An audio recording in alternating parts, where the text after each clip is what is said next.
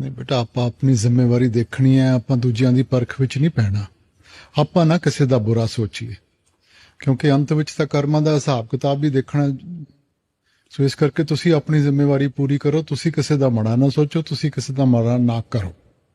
बाकी करदे तो उन्हां दा बोझ पਊਗਾ बेटा।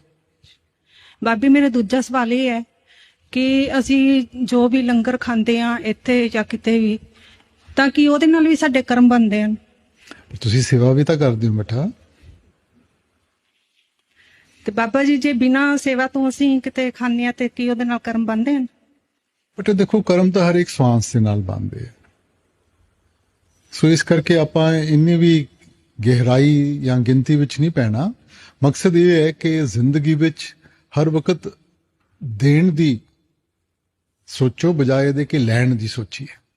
ਆਪਣੇ ਵੱਲੋਂ ਕੋਸ਼ਿਸ਼ ਕਰੋ ਕਿ ਹਰ ਵਕਤ ਆਪਾਂ ਦੂਜਿਆਂ ਦੀ ਮਦਦ ਕਰੀਏ, ਦੂਜਿਆਂ ਨੂੰ ਦੇਈਏ, ਬਜਾਏ ਇਹਦੇ ਕਿ ਆਪਾਂ ਲਈਏ।